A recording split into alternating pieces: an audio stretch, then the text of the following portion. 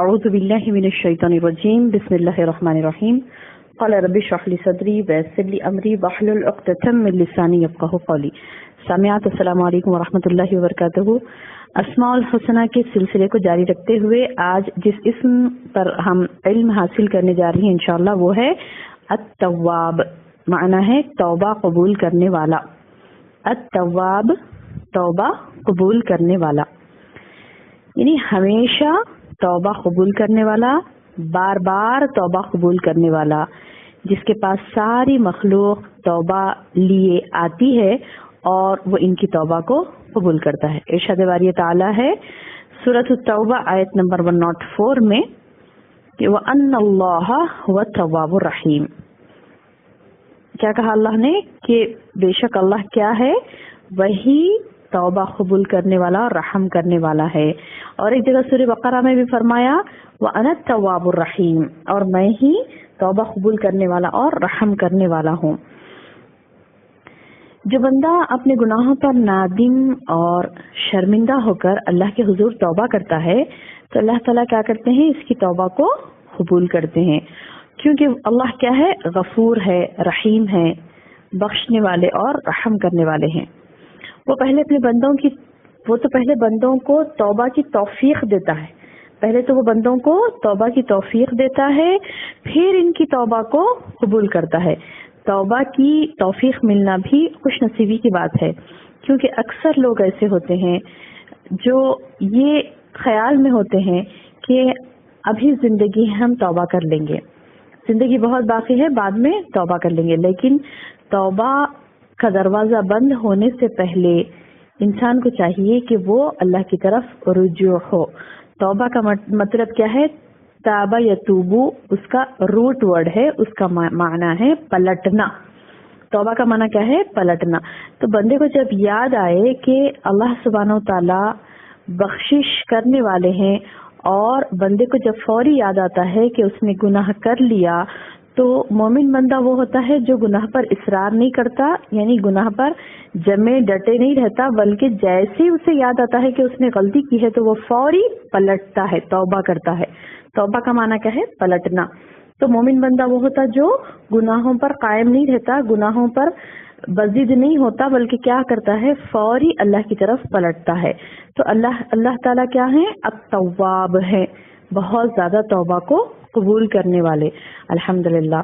تو اللہ تعالیٰ اتنے زیادہ توبہ کو قبول کرنے والی ذات ہے اللہ تعالیٰ کی. اللہ تعالیٰ التواب ہے.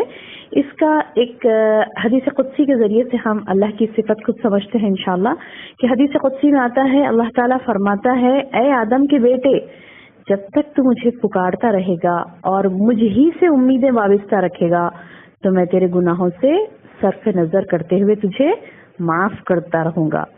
اے آدم کے بیٹے، اگر تیرے گناہ آسمان کی چھت تک بلند ہو پھر بھی مجھ سے استغفار کرے گا تو میں تجھے بخش دوں گا، مجھے کوئی پرواہ نہیں. یا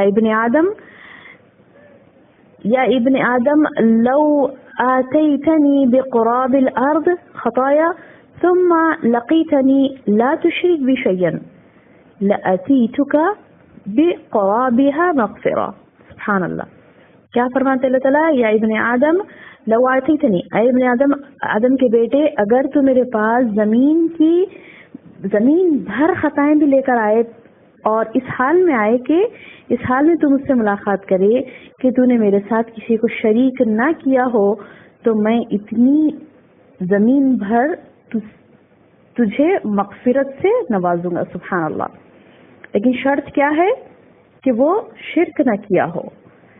یغفر ما دون ذلک، اللہ اس شرک کے علاوہ کچھ بھی ہو معاف کرے گا. حتیٰ کہ زمین بھر گناہ بھی بندہ لے کر اللہ کے سامنے آئے تو اللہ تعالیٰ معاف کر سکتا ہے، بجز اس کے کہ اس نے شرک نہ کیا ہو. تو دیکھیے اللہ اکبر، شرک کتنا خبیث اور کتنا بڑا اور کتنا خطرناک گناہ ہے کہ اللہ تعالیٰ زمین سے لے کے آسمان کی چھت تک چھوتے ہوئے گناہوں کو بھی معاف کر دیں گے، لیکن شرک کو معاف نہیں کریں گے. اب جب ہم شرک دیکھتے ہیں تو شرک کیسے آتا ہے، شرک لباس بدل کر آتا ہے، الگ الگ طریقوں سے آتا ہے، حتیٰ کہ ریا، دکھاوا، وہ بھی شرک ہے. ہم کسی دوسروں سے یعنی اللہ سے امید نہیں لگاتے، کسی اور سے امید لگاتے ہیں تو وہ بھی شرک ہے. اور اگر ہم کسی اور سے خوف، محبت اور امیدیں، رجا، یہ تمام چیزیں ہم اللہ تعالی سے زیادہ کسی اور سے کرتے ہیں، جیسے محبت اللہ سے زیادہ کسی اور سے، یا پھر خوف اللہ سے زیادہ کسی اور سے، امید اللہ سے زیادہ کسی اور سے، یہ تمام بھی شرک ہیں. اللہ اکبر. ہم کیا سمجھتے ہیں؟ اکثر بندیاں یہ سمجھتی ہیں، اکثر بندے یہ سمجھتے ہیں کہ کوئی بت سامنے بٹھا کر جو شرک کیا جاتا ہے وہی شرک ہے. وہ تو شرک فی ذات ہے، وہ تو شرک فی ذات ہے. شرک فی صفات کیا ہے؟ کہ اللہ کی صفات میں کسی کو شریک کرنا. جیسے بتوں کی پوجا کی جاتی ہے اور یہ شرک فی صفات ہے. اللہ کی صفات میں ان کو بھی حقدار ٹھہرایا جاتا ہے. تو اللہ کی صفات میں ہی شرک نہیں ہوتا بلکہ اللہ کی ذات میں بھی شرک ہوتا ہے، اللہ کی صفات میں بھی ہوتا ہے. تو یہ شرک سے بچنا چاہیے، کیونکہ اللہ تعالیٰ فرماتے ہیں کہ اللہ التواب ہے، بہت زیادہ توبہ کو قبول کرنے والا ہے. لیکن اگر بندہ بغیر توبہ کیے مر گیا تو وہ مشرک تھا تو اللہ اسے معاف نہیں کرے گا. تو اگر کوئی شرک کرتا ہے تو اسے فوری اللہ سے توبہ کرنی چاہیے، اللہ تعالیٰ کی طرف پلٹنا چاہیے اور اس شرک کو چھوڑنا چاہیے، کیونکہ شرک بہت بڑا خبیث گناہ ہے. اللہ تعالیٰ مشرک کو معاف نہیں کرے گا. تو سبحان اللہ، ہم ممکن کوشش یہ کریں گے کہ اللہ تعالیٰ سے توبہ کریں گے، بار بار اللہ کی طرف پلٹیں گے. نبی صلی اللہ علیہ وسلم کو جب حکم ہوا کہ تم اللہ سے توبہ و استغفار کرو تو اللہ کے رسول صلی اللہ علیہ وسلم دن میں 70 مرتبہ سے زیادہ مغفرت کی دعا کرتے اپنے لیے اور توبہ کرتے اللہ کی طرف، پلٹتے اللہ کی طرف. تو سبحان اللہ، ہم اللہ کے رسول صلی اللہ علیہ وسلم کے امتی ہیں اور اللہ تعالیٰ کی طرف ہم اور زیادہ پلٹیں گے کیونکہ ہم ایک ناقص بندے ہیں. اللہ کے رسول صلی اللہ علیہ وسلم اتنے مومن ہوتے ہوئے، اتنے اللہ سے ڈرنے والے ہوتے ہوئے، اتنے نیک بندے ہوتے ہوئے اللہ کے رسول صلی اللہ علیہ وسلم اتنی زیادہ توبہ کرتے تھے. تو پھر ہمیں چاہیے کہ ہم بھی بدرجہ اولا زیادہ سے زیادہ اللہ کے حضور توبہ کریں. اور وہ انسان تو کیا ہے، انسان خطا کا پتلا ہے، لیکن افضل انسان وہی ہے جو خطا کے بعد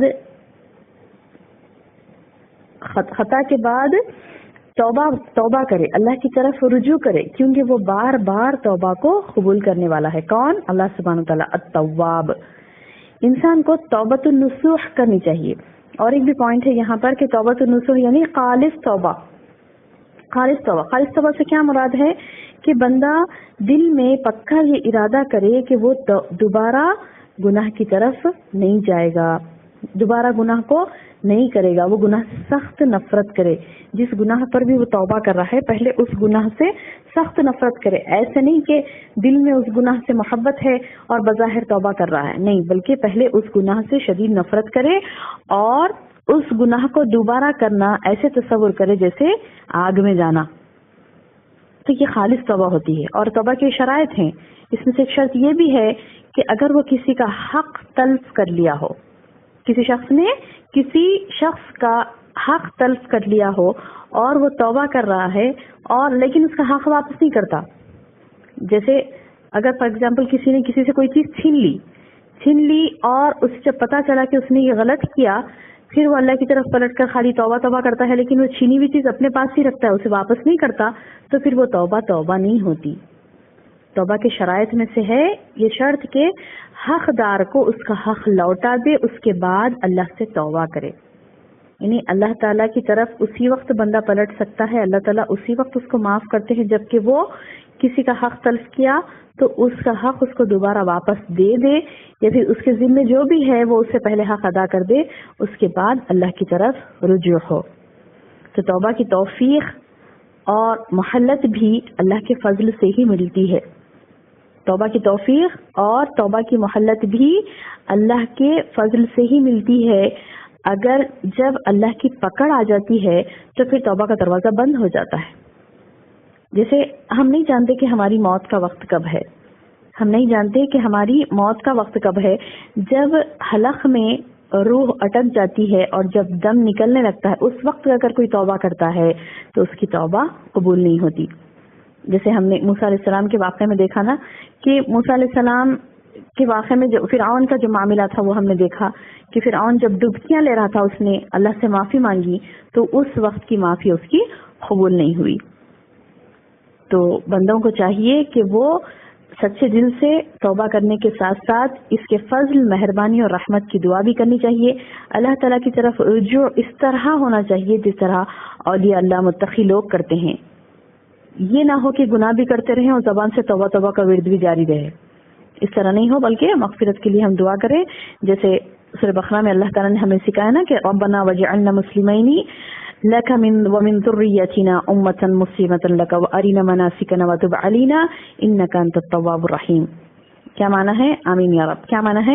اے ہمارے رب ہمیں اپنے فرما بردار بنا لے اور ہماری اولاد میں سے بھی ایک جماعت کو اپنی اطاعت گزار رکھ اور ہمیں اپنی عبادتیں سکھا اور ہماری توبہ کو قبول فرما. تو ہی توبہ قبول کرنے والا اور رحم کرنے والا ہے. یہ سورہ بقرہ آیت نمبر 128 ہے. اس آیت کے ساتھ، اس دعا کے ساتھ ہم اپنے درس کا اختتام کرتے ہیں. السلام علیکم ورحمۃ اللہ وبرکاتہ.